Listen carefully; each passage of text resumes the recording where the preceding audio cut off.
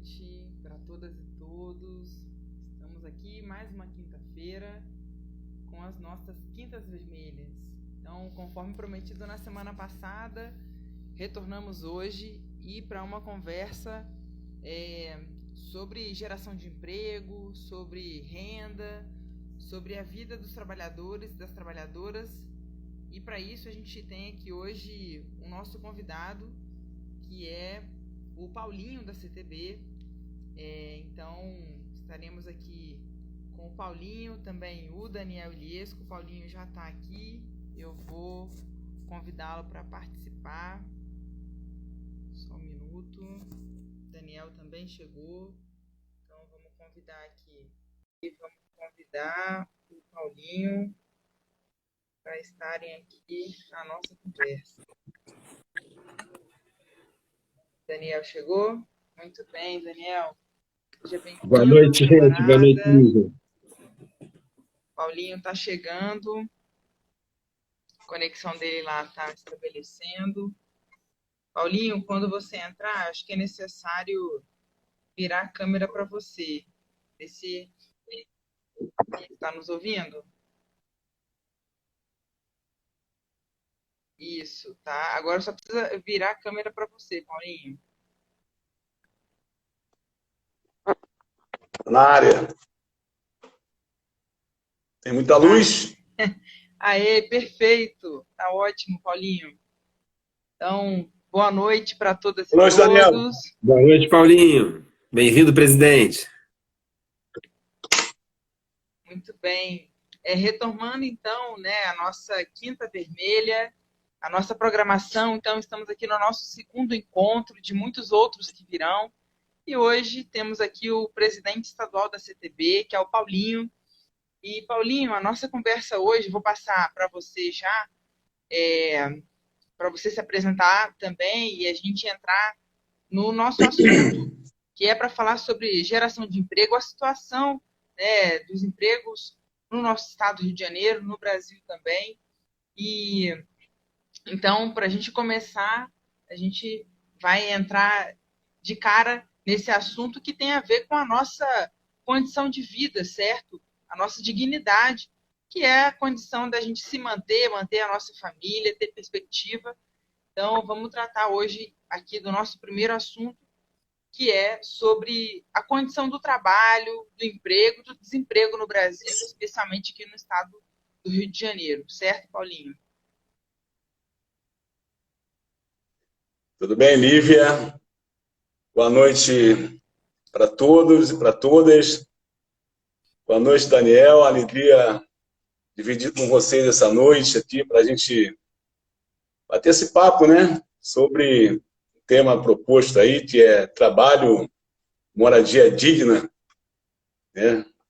Coisas que hoje no Brasil estão em debate, desafios, né, pela frente aí para a gente, né, Daniel? Lívia, se você me permite aqui, eu reservei aqui duas frasezinhas para a gente só problematizar aqui a nossa noite. Eu fui buscar lá no campo da psicologia, Daniel, é o seguinte, ó, o trabalho dignifica o homem. Aí diz lá, que é a expressão tão comumente usada enquanto explicação da psicologia, pois o trabalho é, sim, preponderante para a realização humana. A gente, né, encontra essa frase aí desde criancinha, né? Mas eu reservei também aqui, para nós, né, seguinte entendimento. Para Marx, a base da sociedade, assim como a característica fundamental do homem, está no trabalho. E aí a gente vai começar a conversar aqui, né? Porque como é que a gente pode contextualizar, né, essa conversa nossa aqui? Desde criancinha, Daniel, né, eu ouvi essa palavra na minha casa, né? Eu fui criado por uma mulher, nós éramos 7 filhos, minha mãe, uma paraense, né, filha de imigrante, né, que veio para o Brasil na condição de escravo, né? Meus bisavós vieram da ilha de Barbados. Eu sou filho de um europeu, sou filho de português. Então, uma mistura de português com uma paraense. E minha mãe veio para o Rio de Janeiro muito cedo mesmo, e se transformou numa mãe solteira, e foi mãe solteira a vida inteira, criou 7 filhos, assim, entendeu? E a palavra que a gente mais usava lá é assim: você tem que trabalhar, porque sem trabalhar não vai dar para a gente comer. E eu nasci e fui criado na favela da Rocinha, Daniel. Então, uma comunidade proletária, onde o que mais se fazia era trabalhar, né? Porque sem trabalho ali não ia dar para ninguém sobreviver. Então, assim, essa primeira frase, né, de que o trabalho dignifica, né, o homem, né, o ser humano, era a frase que a gente mais ouvia, né? E também passei a ouvir muito essa frase, né, na igreja, porque era o ponto de referência da favela da Rocinha, era o ponto de encontro. Era lá que tinha as quermesses, né, era o espaço de lazer, e era onde a gente também trabalhava, porque os padres, a comunidade ali, entendeu? Por incrível que pareça, as edificações da igreja todas eram feitas na base do mutirão. Então tinham muito trabalho pela frente, né? Era muito trabalho para nós. Então essa palavra, né, ela permeou toda a minha trajetória. Toda a minha trajetória, e eu, como muitos, né, compreendo, que a palavra é, sem dúvida, muito forte para nós, porque, além de todos esses conceitos, né, ela é a base da construção da nossa sociedade, né? A sociedade que a gente preconiza, que a gente entende como ser aquele pacto civilizatório para nós estar, né, no trabalho. Então, essa é, sem dúvida, Daniel, assim, um dos enigmas que a gente precisa, né, decifrar, porque hoje o que mais existe no nosso Brasil é uma intenção de fazer com que o trabalho não seja, né, a base de construção de todo esse entendimento que a gente tem com a sociedade, né? Então, achei esse tema fantástico, Lívia, para a gente começar a trocar de figurinha. Entendeu, Daniel? Vou pegar essa bola quicando então. Dar boa noite a todo mundo que está aqui, ao nosso presidente, a Lívia também. A gente combinou, Paulinho, de fazer um ping-pong, né? Cada hora passa para um, até para ser mais dinâmico e a gente valorizar nosso convidado. A live número 1 a gente teve aí o Batista, que também já foi militante sindical, foi da CTB, né, Paulinho? E hoje é presidente estadual do PCdoB. E o Batista é também uma enciclopédia, né? E aí, como nosso presidente, muito tempo sobre a nossa linha política. Mas a gente queria fazer contigo, Paulinho, um ping-pong, né? Para aproveitar muito a tua vinda aqui. Então eu queria já, disso que você falou do tema do trabalho, me remeteu, gente, quem tiver interesse, um texto do Engels, Friedrich Engels, o Fred Engels, parceiro do que é o papel do trabalho na transformação do macaco em homem, né? Então é um texto fantástico, embasa teoricamente muito daquilo que disse Paulinho, a importância do trabalho e, de fato, nós só estamos aqui, as Quintas Vermelhas, o PCdoB, a CTB, essas organizações coletivas do nosso país, da nossa cidade aqui em Petrópolis, do nosso estado, do Rio, só existem porque politicamente há um lado do trabalho, né? Um lado, porque há uma luta de classe, as eleições, os sindicatos lidam sempre com essa dualidade entre o trabalho e o capital. Então você que está nos assistindo, que às vezes vê as pesquisas e fala da classe A, classe B, classe C, classe D, classe E, quem é da sociologia aí sabe, são camadas, né? Não são classes. As classes é classe trabalhadora e a classe burguesa. Isso não é um panfleto, gente, isso é atual, isso é uma categoria científica. Porque se você precisa trabalhar, né, Paulinho, né, Lívia?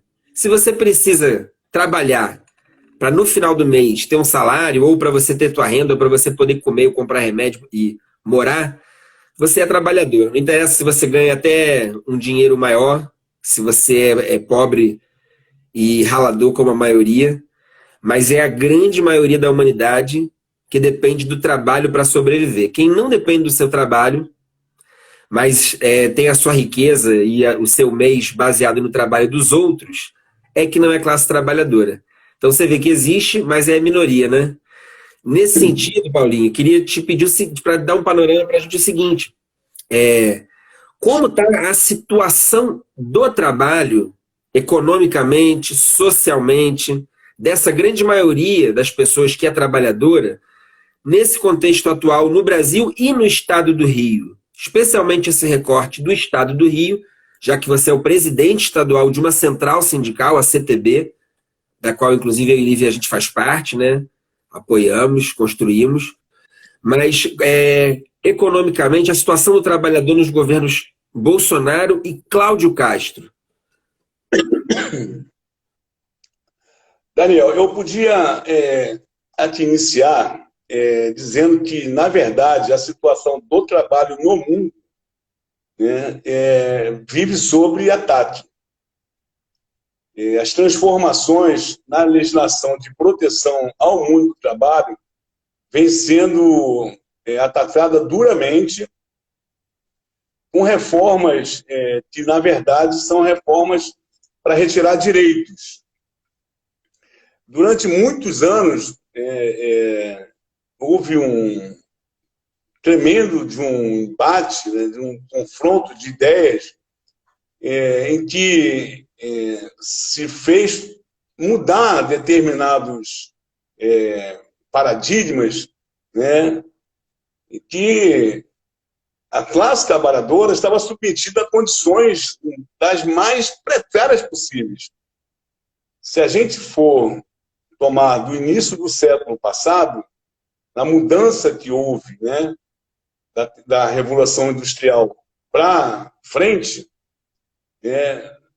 nós tínhamos uma situação de 16 horas de trabalho diário em alguns países, e a mudança, né, que se propôs fazer com muita luta, com muita garra dos trabalhadores, foi para reduzir a jornada de trabalho, lutar por melhores condições de trabalho e melhor salário. Então, durante o século XX, foi uma luta intensa para se alcançar uma legislação no mundo inteiro, né, que protegesse, né, o trabalho, o trabalhador, a trabalhadora, redução de jornada de trabalho e a conquista de uma legislação protetiva. E isso, em grande parte, foi alcançado.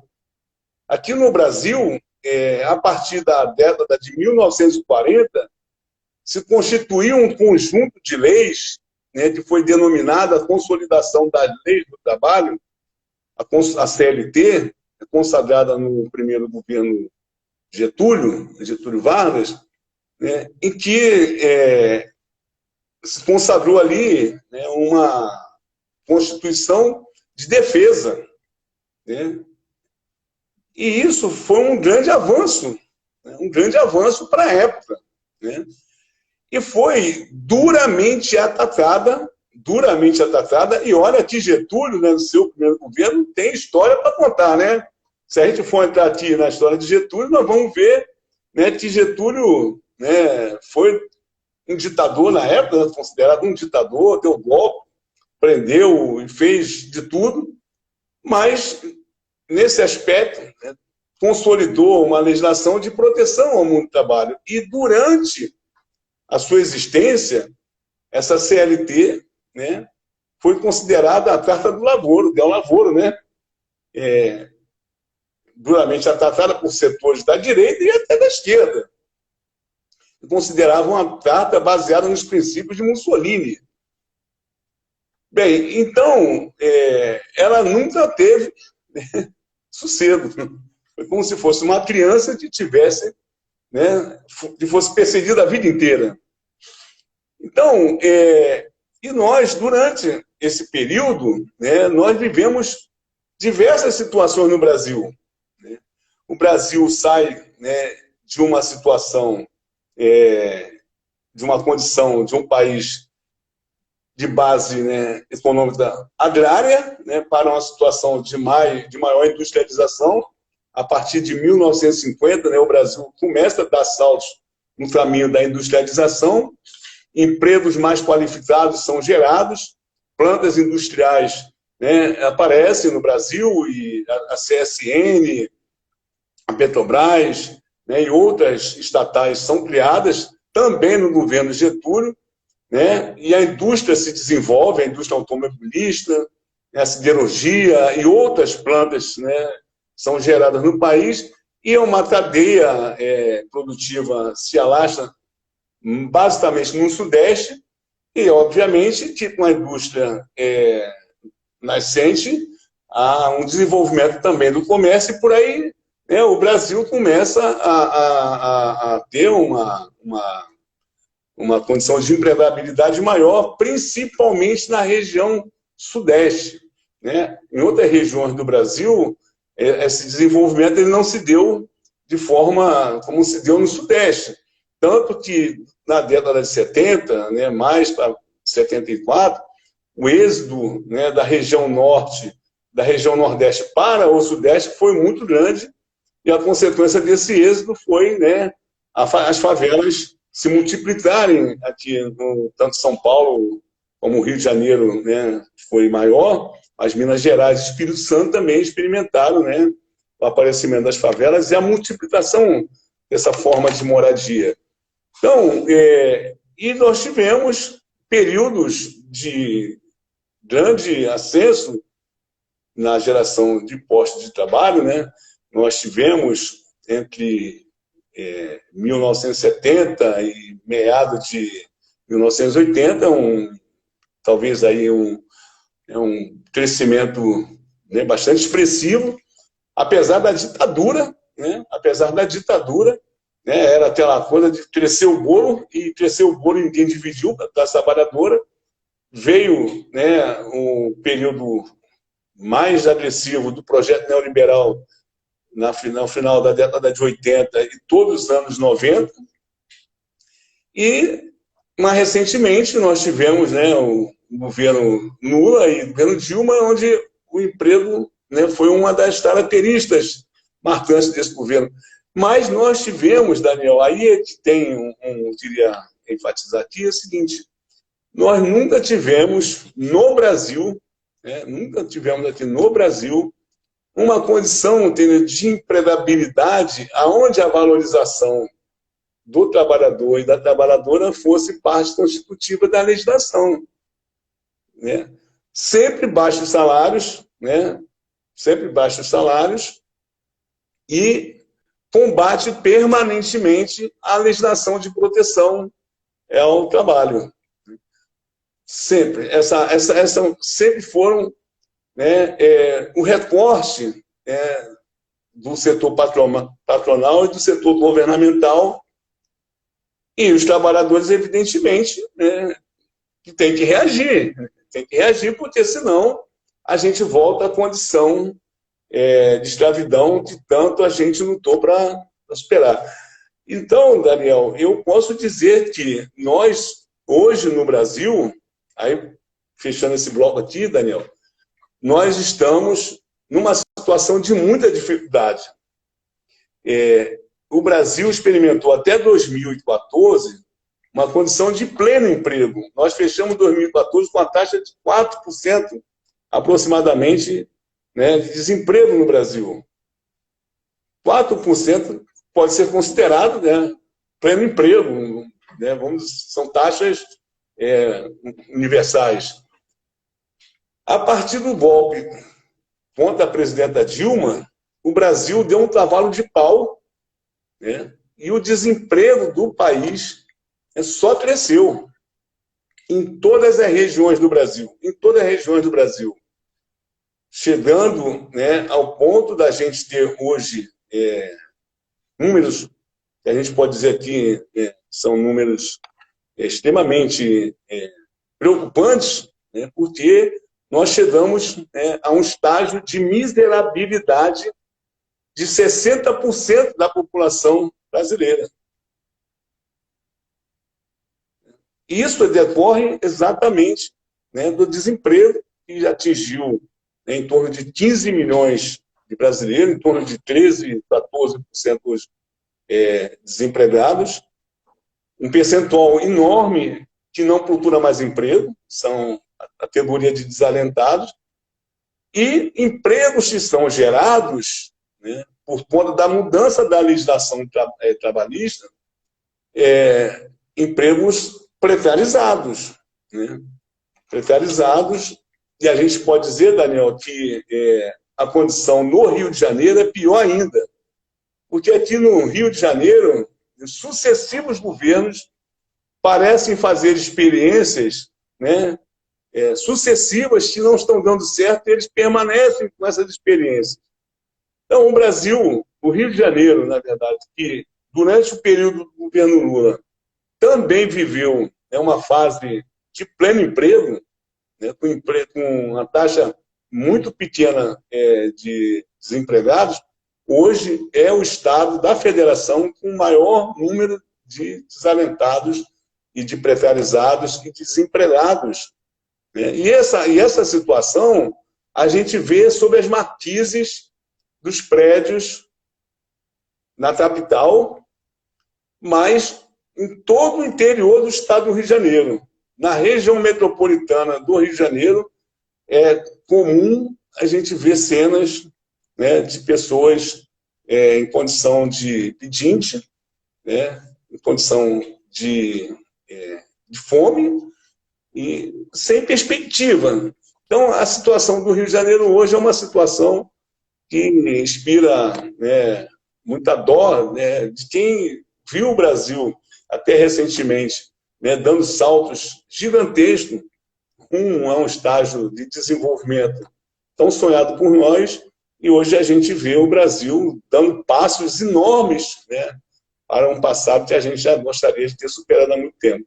Então, o número de desempregados no Brasil hoje é muito grande e no Rio de Janeiro muito pior ainda. Paulinho, a gente pesquisei mais cedo, para a gente se preparar para a live, a gente tem dados de que no Brasil é como se o estado do Paraná inteiro estivesse desempregado. É como se metade do estado de Minas Gerais estivesse desempregado. Então, assim, são dados alarmantes. E uma outra informação é que o número de desempregados, desalentados, pessoas sem qualquer tipo de renda, fez também aumentar o número de pessoas detidas hoje no nosso sistema prisional. O que não significa que a violência diminuiu. Então, quando a gente trata, e aí é fundamental, a nossa preocupação com a geração de emprego, com a distribuição de renda, com a condição de vida das pessoas, e também vamos falar agora um pouco sobre moradia, o quanto isso tem a ver, né, está relacionado com outras esferas da nossa vida. Quer dizer, nós estamos falando de um elemento que é objetivo, que é a nossa condição de conseguir viver, se manter e ter perspectiva, mas também de caráter subjetivo, que, como você abriu aqui a nossa live, né, o nosso encontro, falando do critério subjetivo do trabalho. Né? Mas, bem, e aí eu acho importante a gente falar disso, porque a gente é como se vivesse... a esquerda ainda assim carrega um estigma de que não fala de segurança, e muito pelo contrário, né? Nós precisamos falar de segurança pública, e como não falar, relacionar segurança pública com trabalho? É algo muito despolitizado se a gente não falar, relacionar essas duas coisas, né? Esses dois elementos: emprego, renda e segurança pública. E aí, você já falou aqui, Paulinho, sobre moradia, né? E aí, eu acho que como isso também tem a ver, quer dizer, o modo como as pessoas são remuneradas pelo seu trabalho, né, tem a ver diretamente com onde as pessoas vão morar. Porque, e aí eu vou passar para você, Paulinho, mesmo uma provocação, uma pergunta, e vamos tratar aqui um pouco mais. Quer dizer, o percentual da renda do brasileiro, da brasileira, que é destinado a pagamento de aluguel, a pagamento do financiamento do imóvel próprio, né? E o quanto essas políticas de habitação vêm sendo desmontadas no atual, especificamente no atual governo Bolsonaro, mas que também veio enfrentando desmonte ao longo do governo Temer e se concretizou agora com o governo Bolsonaro com o fim do programa Minha Casa Minha Vida. Então, eu acho que a gente precisa falar um pouquinho também aqui o que é que significa, Paulinho, a relação, né, entre emprego e moradia. O que significa essa moradia digna e que aqui em Petrópolis nós enfrentamos um caos, que é a dificuldade das pessoas conseguirem morar com dignidade, com alguma segurança. Então, eu queria passar para você, Paulinho, nesse questionamento, o seguinte, como a gente pode aprofundar o nosso debate falando sobre moradia e relacionar isso com o emprego, né, e com o desemprego? Olívia, eu antes de atuar no movimento sindical, eu fui dirigente comunitário, né? Como eu falei, eu nasci e fui criado na favela da Rocinha. Eu fui presidente da Associação de Moradores por 2 mandatos. E eu sempre tive uma opinião muito clara sobre que país que nós deveríamos lutar para ter. Eu sou comunista desde nascença. Nasci, e minha mãe botou o único pano que eu tinha na minha casa, que era uma toalha vermelha sobre o meu corpo. Então, ali eu já fui batizado. E eu aprendi, entendeu, uma coisa entre nós, da família, que era assim, dividir o pouco que tinha, dividir o pouco que tinha para comer, e o pouco que a gente tinha de teto. Entendeu, Daniel? Porque era uma casa pequena para 8 pessoas. E quando eu abri a porta lá do barraco, eu olhava aquele mundão imenso, e eu pensava assim, gente, como a natureza é generosa, nos deu tanta terra, e essa terra serve para quê mesmo, gente? E eu desenhava aquele mundo de casas na minha frente, todas elas com quintal, e com plantinhas, aquela coisa que a gente sonha ter um dia. E eu assim, era esse mundo que eu queria para todos nós. E aos poucos, eu fui vendo que esse mundo que eu tanto desejava ter não estava no orçamento. Opa, desculpa que caiu aqui. Não estava no orçamento dos governos. E eu sempre disse, para nós, comunistas, socialistas, trabalhistas, nós devemos lutar por esse mundo. Nós devemos lutar para que todos tenham uma casa, tenham um emprego digno e, principalmente, tenham condições de cuidar dos seus filhos nesse ambiente de salubridade, um ambiente saudável. E, para isso, nós temos que mudar a forma de gerir os recursos que são gerados pela riqueza que o povo produz. Essa riqueza é apropriada por poucos, e para muitos sobra miséria. Então, que projeto nacional nós devemos defender? Eu sou da opinião, Lívia, que nós temos que defender um projeto radical de sociedade civilizada. Nós precisamos defender um novo pacto civilizatório. Essa sociedade que está sob o domínio da classe dominante, essa classe que vem dominando o Brasil desde o seu nascedouro, relegou para nós a condição de miserabilidade na habitação e na empregabilidade. Para essa classe, nós somos um exército de mão de obra barata, e de servir aos interesses dela. E acho que essa revolução precisa ser feita no Brasil. Nós vamos lutar por reformas por algum tempo. Mas as reformas, elas se limitam a fazer reformas daquilo que não é perfeito. E essa sociedade, ela não é perfeita para nós. Porque, para nós, ela reserva muito pouco de alegria e de prazer. Nós não temos lazer, não temos educação, não temos moradia e nosso emprego é precário.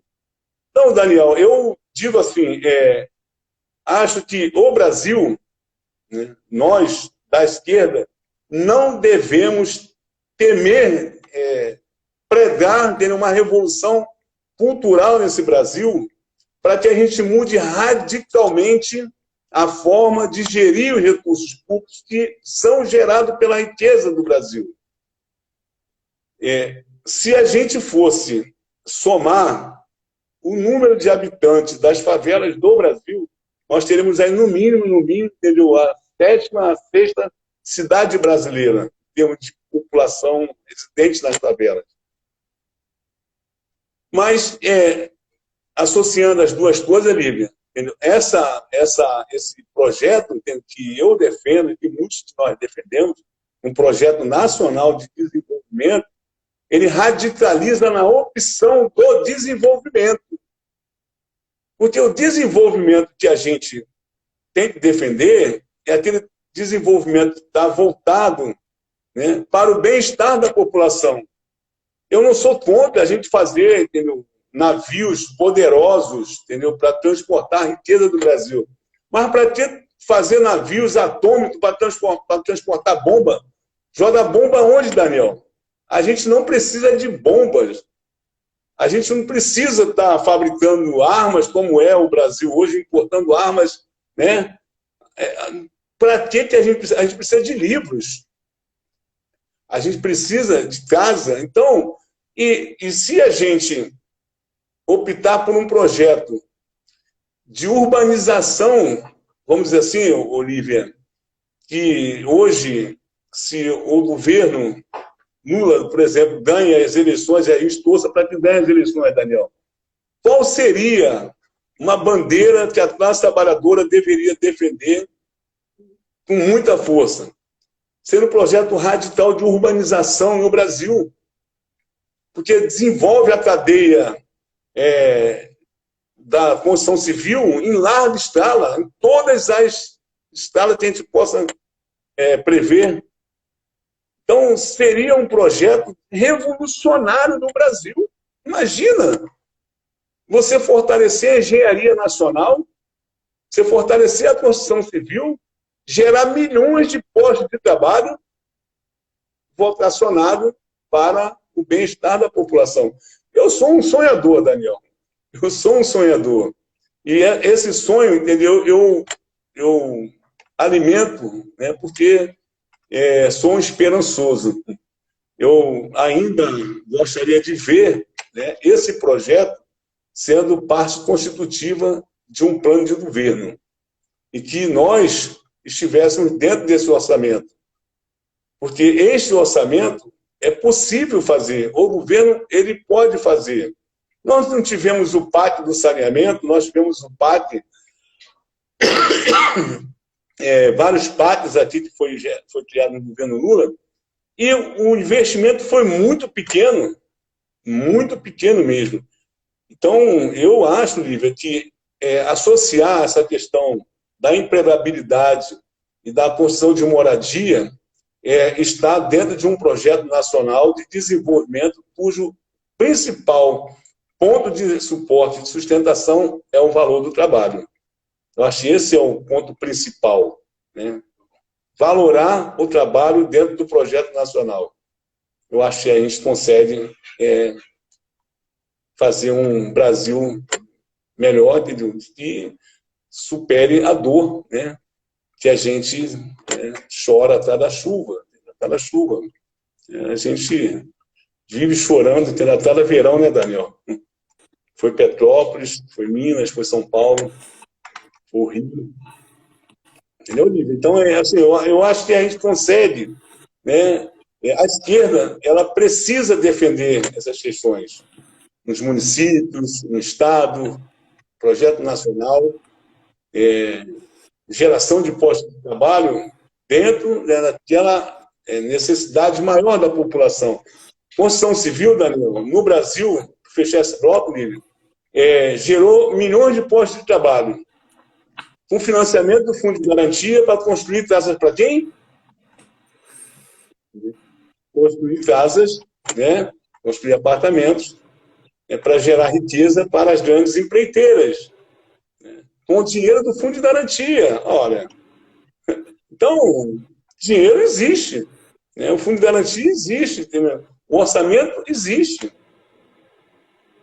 Só de agora o orçamento é secreto, Daniel. Agora, né? O Bolsonaro fez o orçamento virar secreto para gastar na eleição. A RP9, né? É o nova maneira de fazer corrupção legal no Brasil. Paulinho, como você falou, né? Podem dizer que nós somos sonhadores, mas nós não somos os únicos, já dizia o John Lennon, né? E estamos ligados a nós, né? Seja pela live, seja pelas nossas lutas cotidianas, né? Realmente as nossas bombas são essas aqui, né, gente? São as nossas armas, são livros mesmo, é esse Brasil que a gente acredita, e é muito legal ouvir o Paulinho, que é uma liderança sindical, falando sobre a luta, né, por trabalho, por moradia, de uma perspectiva ampla, né? Quer dizer, o Paulinho sabe da importância da luta sindical em si, da luta econômica, né? Preside uma central, mas está falando de uma outra sociedade, está falando de uma revolução cultural, de uma revolução do trabalho. Então, de fato, esse é nosso horizonte, né, gente? É uma outra sociedade. Você vê os absurdos, né, da Vila Cruzeiro ao Dom Philips e ao Bruno. Então, de fato, inclusive, né, toda a nossa homenagem, referência, repúdio, né, em mais esse episódio que demarca para brasileiros e brasileiras, para a gente do mundo inteiro, independente de qualquer opinião específica, né, mais estreita ideologicamente, é uma diferença entre desejar o bem e o mal, né? É um projeto de sociedade que inclui, que reconhece a todo ser humano, né, como sujeito de direitos, como pessoas que merecem ter vida, emprego, moradia, alimentação, saúde, educação, né? E quem acha que não, né? Quem acha que não, quem acredita em um projeto de sociedade excludente, explícita ou não, violento, né? E essa é a luta que está muito explícita no Brasil, né? A luta entre a violência e a democracia e a democratização, né, da possibilidade de ser feliz no Brasil. Mas, Paulinho, eu queria te pedir, a gente combinou aqui o seguinte, em 45 minutos é o nosso tempo regulamentar. E depois a gente fica pelos acréscimos, né? E com várias vezes o acréscimo até vai longe, né? Mas a gente já tentando ambientar para fechar, depois a Lívia ainda, de repente, faz uma final para ti. Eu queria te dizer o seguinte, queria te pedir para dar 2 mensagens, não precisa ser longo, mas queria te pedir para mentalizar, para visualizar 2 perfis que talvez estejam entre as pessoas que assistiram ou que podem vir a acessar essa live mais à frente. Ela fica lá no Instagram, né, e a gente ainda manda no Zap para nossas redes.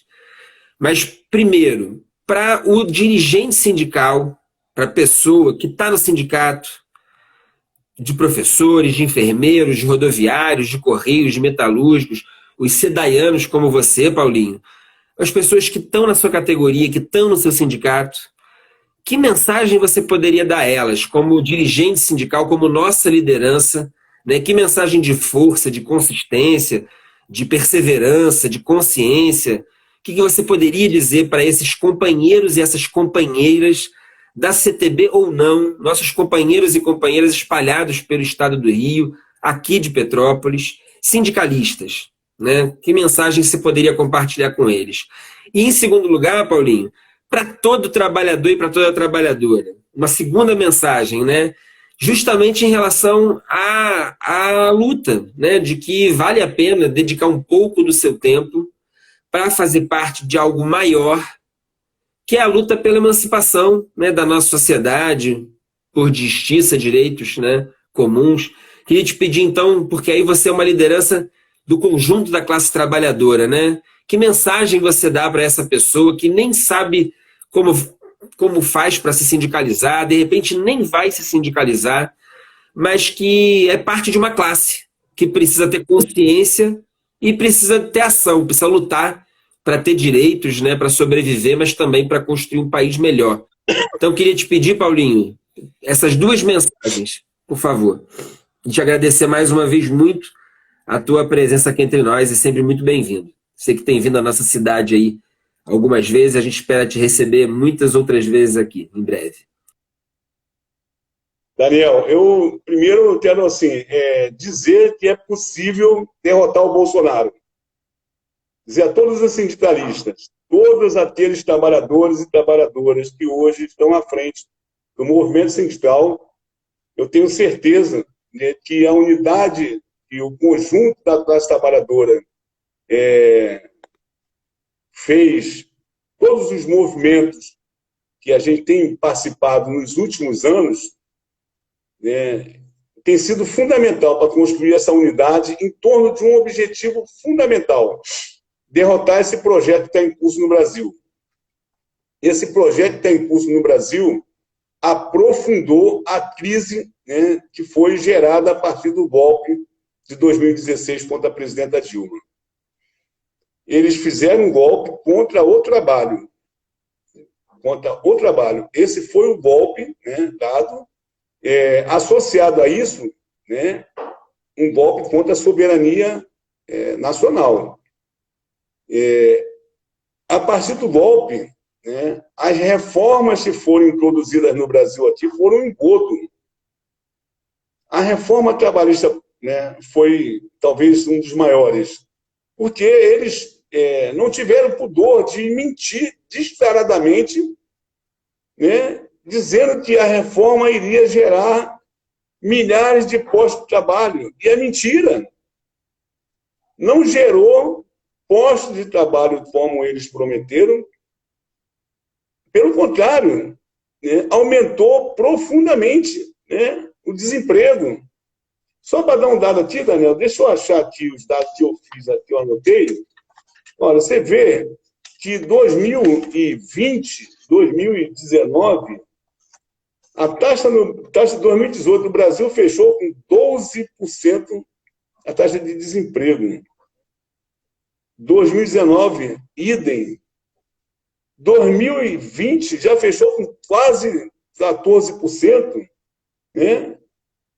15 milhões de desempregados. Isso só foi aumentando. Só aumentou o desemprego no Brasil.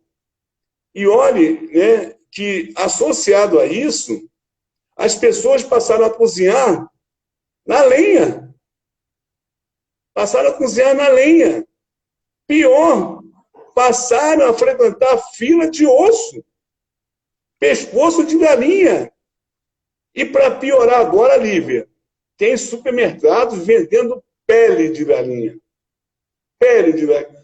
Olha o Brasil, que até pouco tempo atrás a gente assistia, né, na televisão, né, as filas dos aeroportos de pessoas viajando para o Nordeste, para o Norte, comprando carro, fazendo sua casa, comprando eletrodoméstico, que o Brasil vivia um pleno emprego.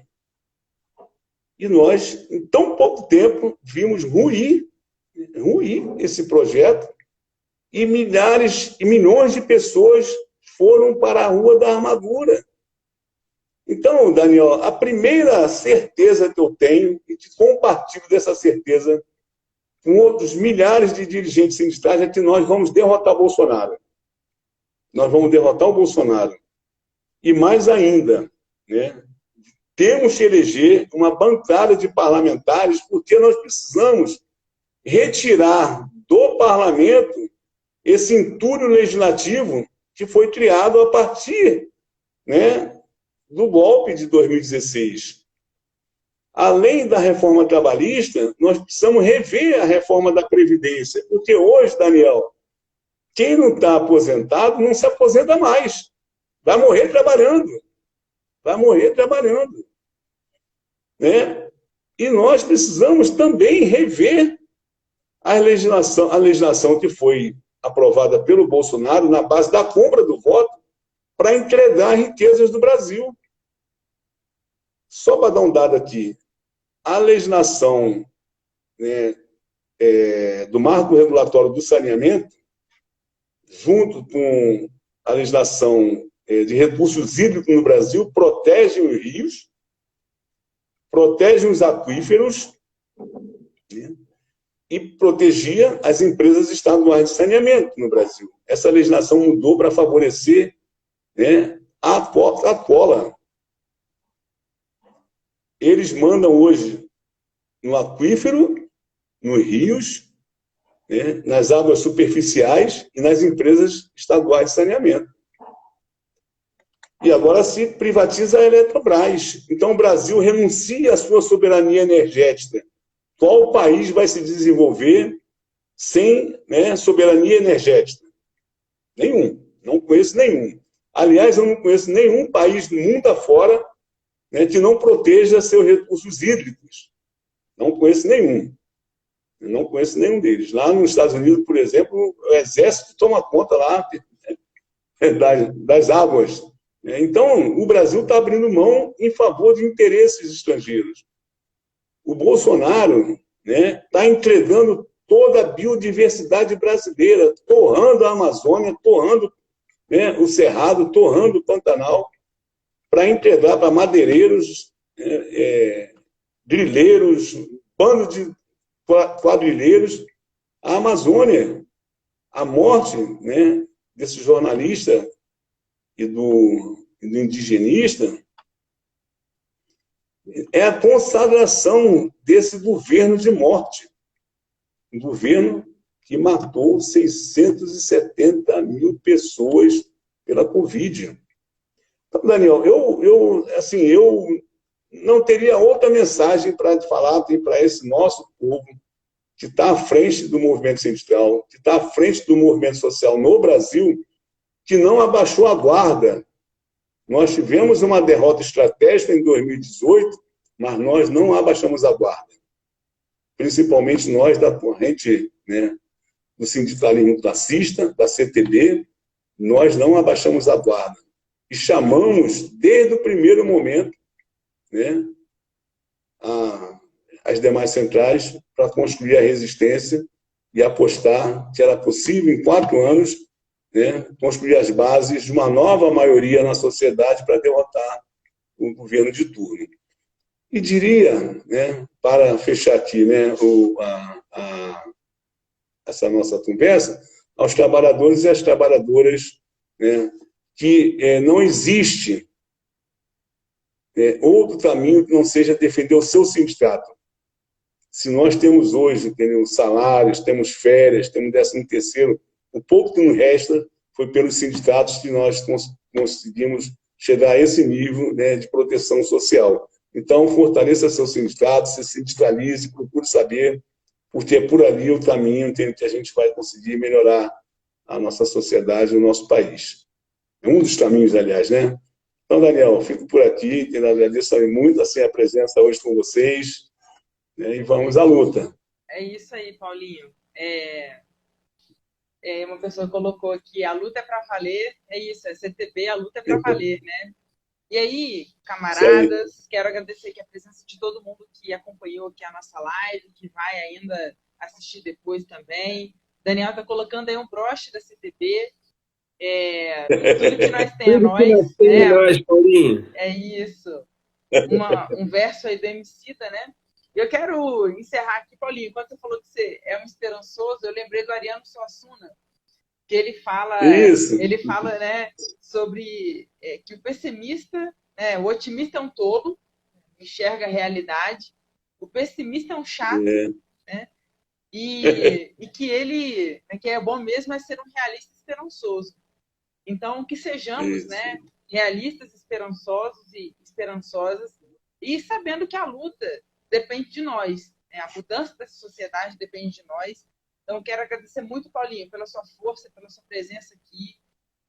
Agradecer a todo mundo que acompanhou aqui a nossa live. Nós vamos derrotar Bolsonaro, vamos eleger Lula e eleger também uma bancada de deputados e deputadas, senadores e senadoras para o nosso legislativo, né? E que a gente tenha uma defesa dos direitos trabalhistas, né? Uma luta aí pela defesa também de condições dignas de vida, de moradia para todas e todos. E dizer para todo mundo que está aqui na nossa live que semana que vem nós estamos aqui de novo, toda quinta vermelha, às 19 horas. A gente vai estar aqui com um convidado, uma convidada, para aprofundar e apresentar aqui, além da nossa visão, trazer um debate fundamental para a nossa sociedade. Então, Paulinho, muito obrigada pela presença. Daniel, boa noite. Obrigada aí, camarada. E É isso. Firme na luta. Firme na luta. Um abraço. Obrigado a todos. Um abraço. Muito obrigado, Paulinho. Tamo junto, presidente. Tchau. Viva o CTB.